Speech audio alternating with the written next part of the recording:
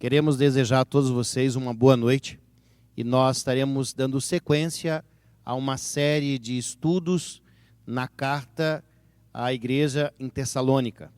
E na primeira quarta-feira nós fizemos uma introdução, nós fizemos uma segunda mensagem onde nós apresentamos 3 características de um povo ideal e nós queremos nesse momento então estudarmos o capítulo 1 e os versículos de 4 até o versículo 10. Se você, por acaso, perdeu em algum momento as mensagens anteriores, você tem a oportunidade de ir até o nosso canal no YouTube, o canal IASD do IACS, para poder visualizar os temas anteriores, para fazer uma conexão com aquilo que nós iremos apresentar nessa noite. E eu quero, nesse momento, ler contigo a palavra de Deus. Vamos então a partir do versículo 4. Reconhecendo, irmãos, amados de Deus, a vossa eleição. Porque o vosso evangelho não chegou até vós tão somente em palavra, mas sobretudo em poder, no Espírito Santo e em plena convicção, assim como sabeis ter sido o nosso procedimento entre vós, e por amor de vós. Com efeito, vos tornastes imitadores nossos e do nosso Senhor, tendo recebido a palavra, posto que em meio de muita tribulação, com alegria do Espírito Santo. Versículo 7. De sorte que vos tornastes o modelo para todos os crentes na Macedônia e na Acaia. Porque de vós repercutiu a palavra do Senhor não só na Macedônia e Acaia, mas também por toda a parte se divulgou a vossa fé para com Deus, a tal ponto de não termos necessidade de acrescentar coisa alguma. Versículo 9. Pois eles mesmos, no tocante a nós, proclamam que repercussão teve o nosso ingresso no vosso meio, e como, deixando os ídolos, vos convertestes a Deus para servirdes o Deus vivo e verdadeiro, e para guardardes dos céus o seu Filho, a quem ele ressuscitou dentre os mortos, Jesus, que nos livra da ira vindoura. O povo de Deus recebeu de Cristo uma missão importante. A missão de sermos o bom perfume de Cristo, o sal da terra. Ou seja, essa missão é a missão que todos nós, de pregar o Evangelho, de testemunhar desse Deus maravilhoso. Cada cristão deveria ter isso como não como uma obrigação, mas como uma prática de fé, algo normal. 90% ou 100% da igreja primitiva, eles testemunhavam a respeito de Cristo. E é por isso que o Evangelho explodiu nos primórdios da história da igreja cristã. E quando nós olhamos para esta igreja em Tessalônica, essa igreja é uma igreja exemplar. E a primeira coisa que eu quero destacar, aquilo que, de acordo com o texto que nós estamos estudando, é que eles receberam a palavra de Deus. Muitos pregadores, principalmente na época do apóstolo Paulo, eles gostavam de conquistar a simpatia do povo para poder se beneficiar-se financeiramente. E eles faziam isso de maneira itinerante, pregando, falando aqui, falando ali, quem sabe compartilhando ideias. E quando o apóstolo Paulo ele foi até essa igreja, inicialmente ele foi acusado de que ele estava ali para se beneficiar da fé das pessoas. Mas o apóstolo Paulo mostra claramente de que a sua mensagem estava baseada na mensagem de Cristo. Ou seja, ele estava apresentando Jesus Cristo. E essa mensagem de Cristo foi absorvida. E ao mesmo tempo que eles receberam o mensageiro, eles também abraçaram a mensagem desse mensageiro. Então essa igreja, ela não nasceu de maneira assim qualquer. Ela nasceu baseada na palavra de Deus. Nós temos hoje, em diversos púlpitos, aquilo que nós chamamos de evangelho. Na realidade, eu poderia dizer que são farelos, ou um farelo do evangelho. O mundo cristão hoje, eles absorveram muito da cultura pagã. E eu poderia dizer que aquilo que nós chamamos hoje de cristianismo tem muito mais de Constantino do que do próprio Cristo. E muitas vezes, em lugar da palavra de Deus ser pregada e edificar o povo, nós gostamos muito de histórias, as pessoas falam muito de si mesmo. A igreja cristã e a igreja de Tessalônica, ela cresceu e ela nasceu baseada no testemunho e na palavra de Deus. Esse conteúdo divino, esse conteúdo que é divino, mas tem a linguagem humana, para que nós possamos realmente ter a compreensão. A palavra de Deus é algo universal, é algo imutável, é a palavra do Deus vivo e que tem poder de transformar a nossa vida. Hoje, como igreja, nós estamos muito preocupados com as novas gerações. E essas novas gerações, a gente tem estudado bastante, tem muita coisa a respeito desse assunto dentro do ambiente acadêmico. E as igrejas, nesse momento, elas estão falando das novas gerações. E preocupados com essa geração que está crescendo agora, sobre o compromisso deles. Mas eu quero chamar a atenção dos pais, dos educadores e também dos próprios jovens, adolescentes que fazem parte dessa geração. Nós precisamos estudar com mais profundidade a palavra de Deus. E como educadores, o que nós precisamos oferecer para essa geração não é simplesmente algo que eles apreciam, mas nós precisamos dar a palavra de Deus com profundidade, para que eles possam sentir paixão, para que eles possam sentir desejo de realmente servir a esse Deus maravilhoso. Existe um filósofo chamado Pedro Lucas, e ao mesmo tempo que ele é um filósofo, é um pastor. E eu quero compartilhar com você um pensamento que ele publicou recentemente. E ele diz assim: não podemos infantilizar nossos irmãos mais novos. A cultura não age assim com eles. Os produtores culturais tratam nossos jovens como consumidores maduros e um público-alvo com muito potencial. Só nós, que insistimos em mantê-los entretidos em programações superficiais para garantir que eles não frequentem a balada no fim de semana. Sabe, quando eu li esse pensamento desse pastor e filósofo, eu comecei a pensar um pouquinho nos adolescentes e jovens que eu conheço. E eu percebi que nós estamos perdendo os nossos jovens, não para a filosofia ou as filosofias de uma universidade, mas para o barzinho da universidade. Nós estamos oferecendo para essa nova geração algo que tem a ver com emoção, histórias bíblicas, mas de maneira muito superficial. E eu faço nesse momento um apelo para que você, pai, para que você, educador, para que você, pastor, apresente a palavra de Deus com profundidade e desafie essa nova geração a conhecer realmente a palavra do Senhor. Porque esta palavra, ela é poderosa. E com certeza o conhecimento da palavra de Deus vai firmar os nossos pés na vereda e no caminho que nós devemos trilhar nesse mundo.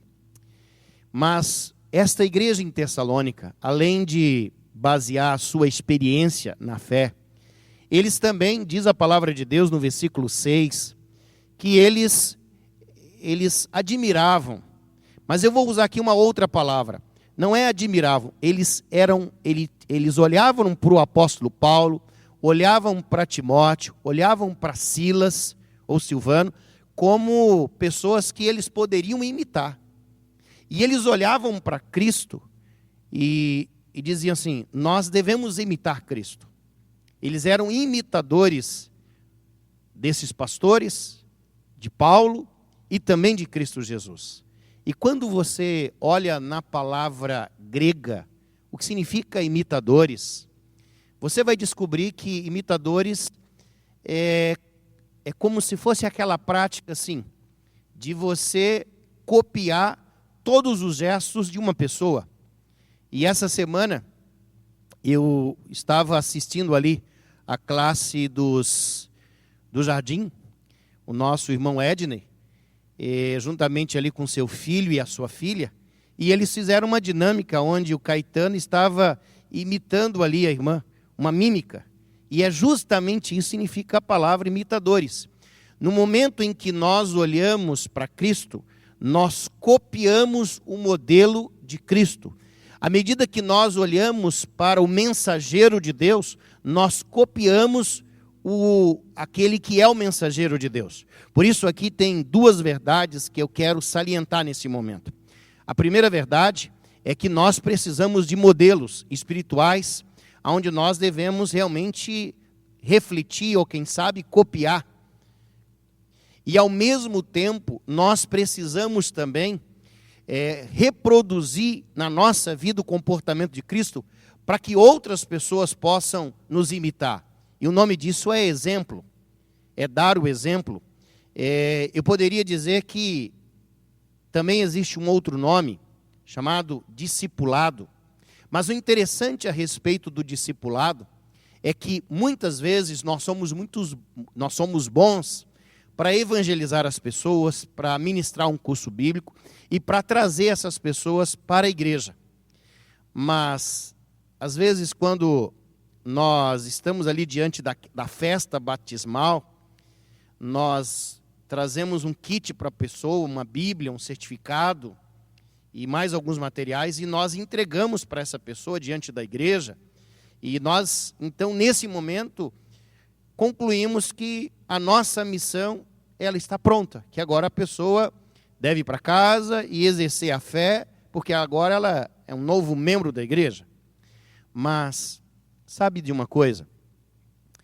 Quando a minha filha nasceu, a Anne, eu lembro muito bem que nós chegamos em casa depois da maternidade, e a mochila, a bolsa estava pronta, e nós colocamos no quarto, e nós colocamos a pequena Anne no berço, e a minha esposa solicitou que eu colocasse uma cama de solteiro do lado do berço da Anne. E eu lembro da Andresa dizendo assim: eu tenho que ficar acordada à noite, porque eu preciso olhar para a Anne para saber se está tudo bem com ela. E claro que isso, em uma noite, duas, se tornou possível. E depois da terceira, quem sabe quarta noite, ela disse assim para mim: eu preciso da tua ajuda, porque eu estou muito cansada. E eu dizia: mas deixa a Anne dormir. E ela: não, você tem que cuidar da Anne.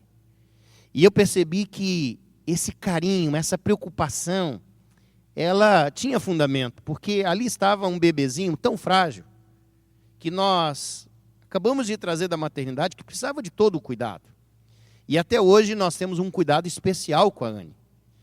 Nós não temos mais uma cama, e a Anne não dorme mais ali no berço, uma cama para acompanhar ali a Anne.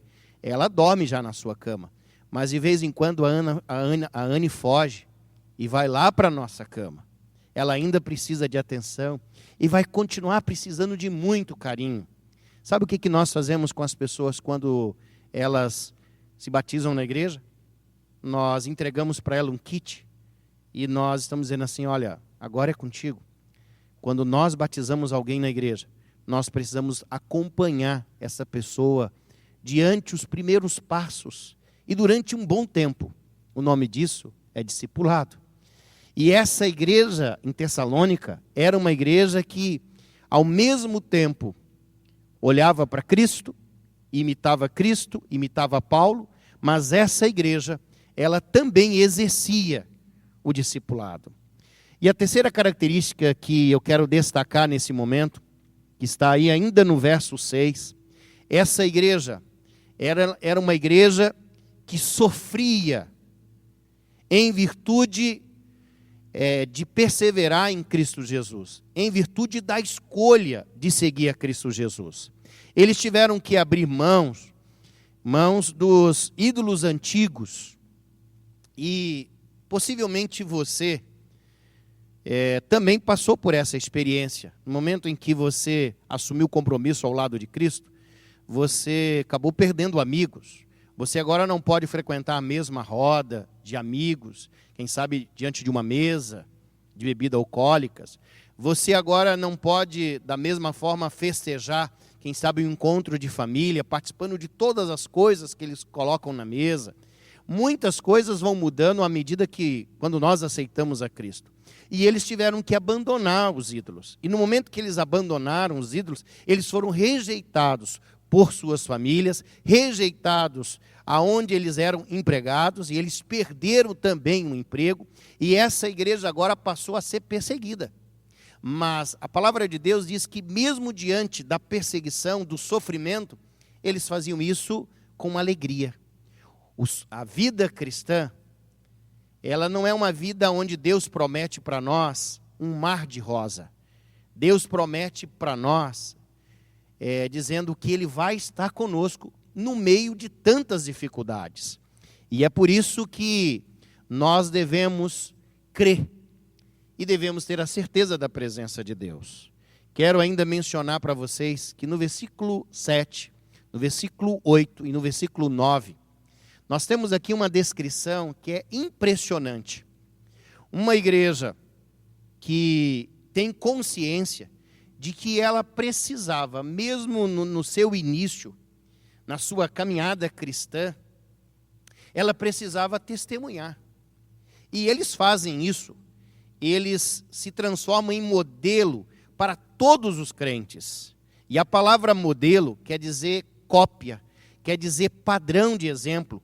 Eles imprimiam na sua vida o caráter de Cristo.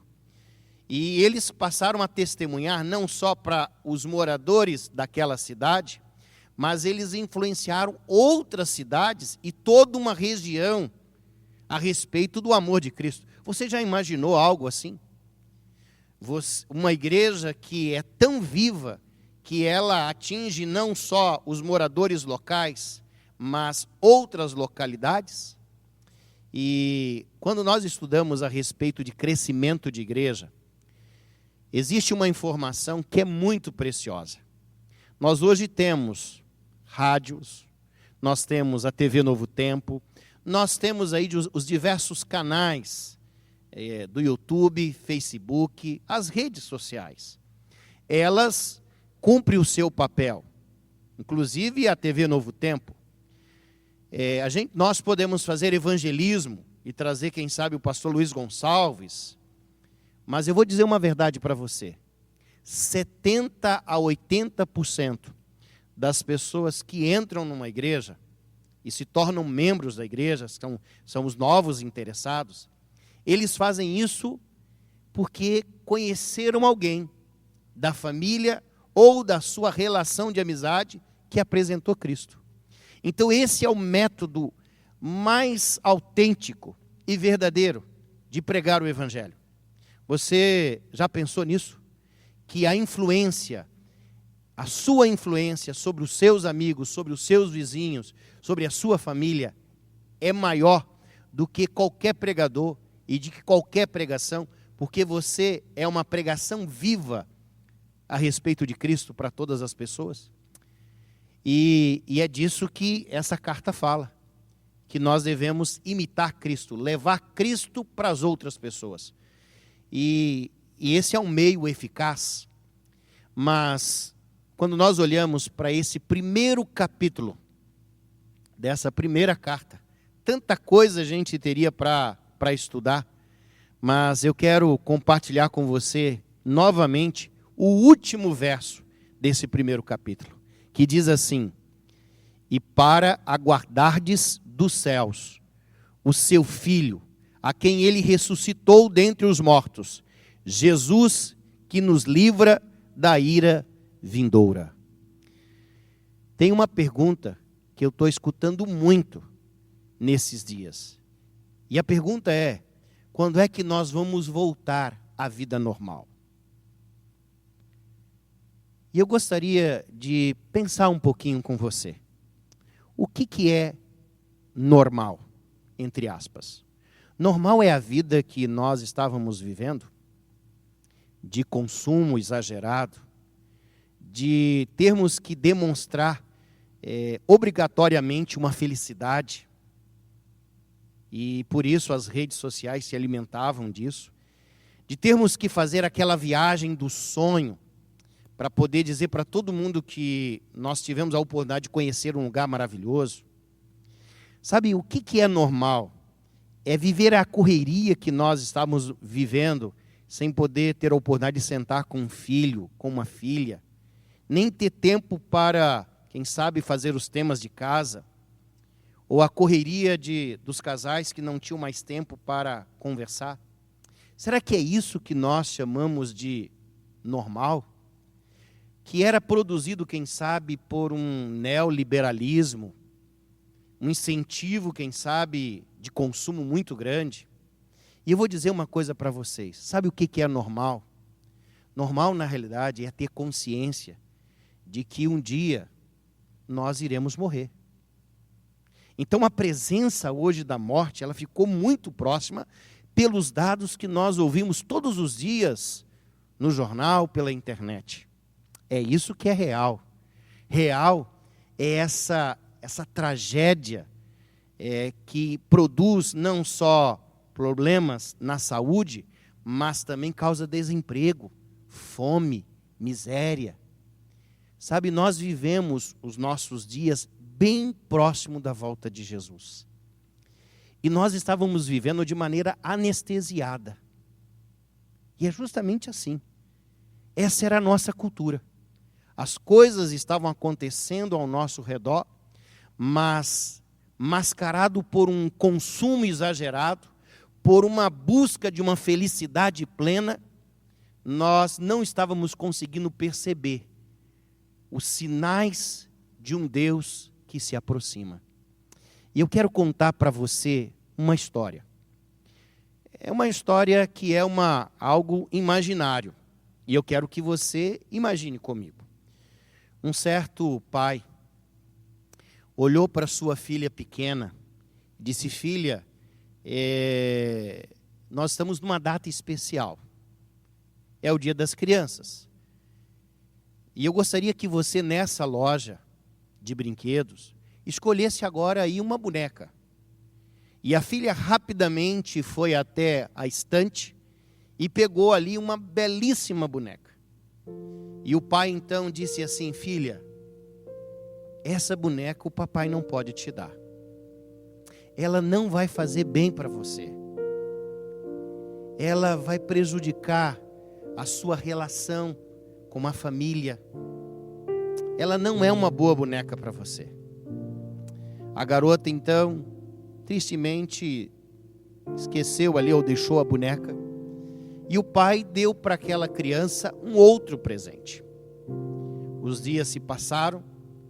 E agora então aquela família estava diante ali da data do Natal.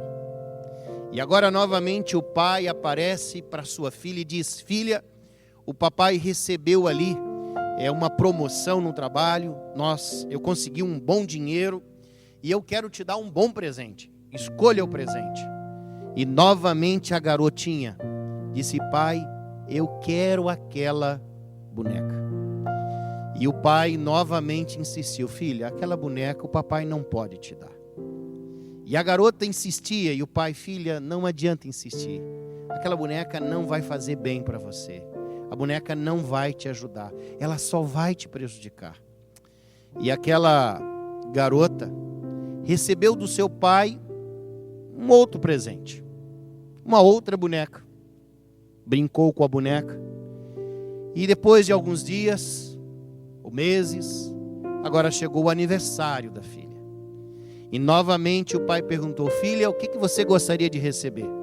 E novamente ela disse assim: aquela boneca.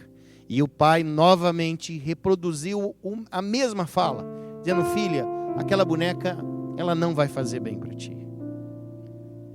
E o pai deu um outro presente. Logo depois, o pai então disse para a filha que ele iria fazer uma viagem. E que nessa viagem, ele poderia demorar, quem sabe, algumas semanas, quem sabe um mês, alguns dias a mais. Ele disse: filha, eu não sei quando eu vou voltar. E aquela criança recebeu então, o pai partiu, e a criança agora recebeu uma missão da mãe.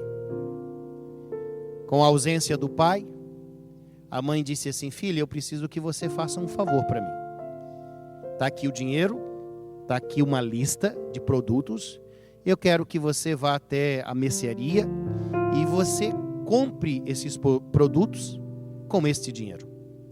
Aquela garota, ela foi rapidamente para o seu quarto, com a sua lista, com o dinheiro da mãe, e ela abriu o seu cofre.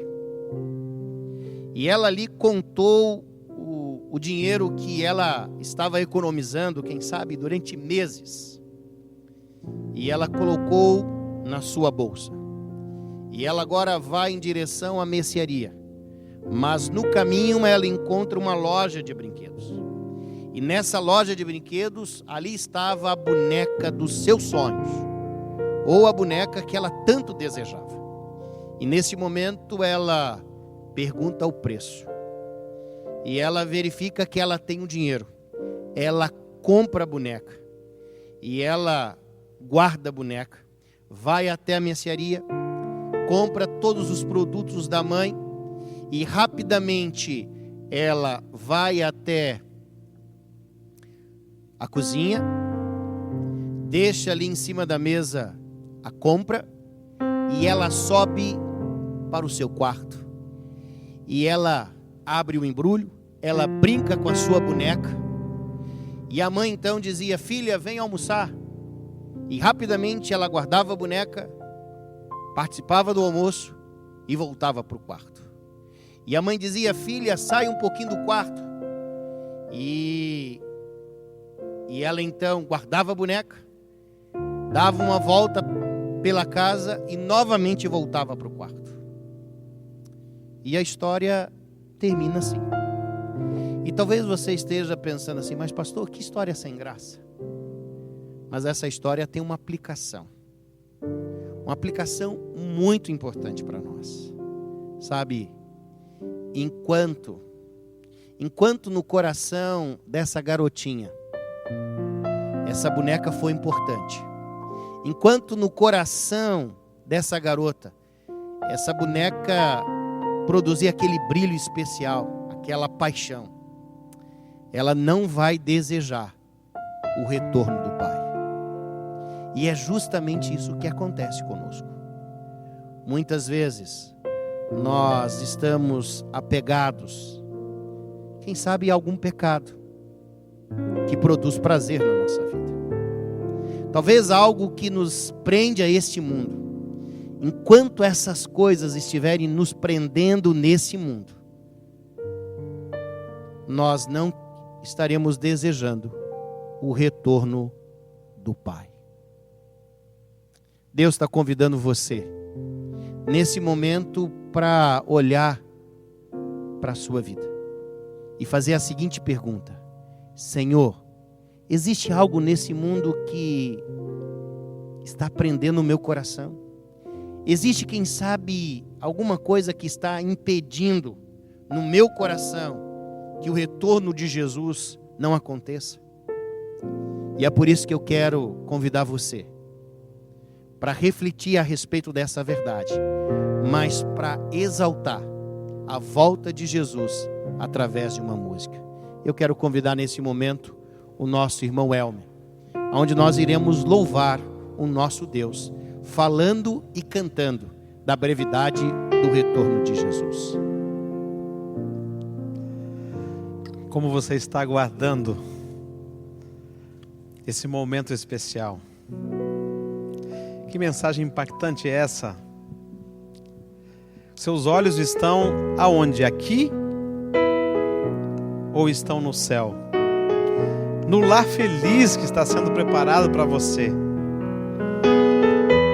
Que o seu desejo agora possa se unir ao meu, de podermos estar nesse lar feliz, cantando, louvando ao nome do Senhor, e que nada tire a nossa visão desse alvo. Vamos cantar juntos? O hino de... Que dentro do nosso coração possa existir um desejo ardente, completo, puro, de muito em breve presenciarmos o retorno de Cristo. Que isso seja uma verdade cada vez mais forte. E que aquilo que nós estamos vivendo hoje possa contribuir para que possamos compreender que o ritmo deste mundo e a maneira como nós estávamos vivendo era uma maneira anestesiada e que nós precisamos, diante da realidade, perceber que muito em breve Jesus vai voltar e nós precisamos, como resultado da obra do Espírito Santo, estar pronto para receber o Filho de Deus. Nós suplicamos, vem logo, Senhor Jesus. Amém.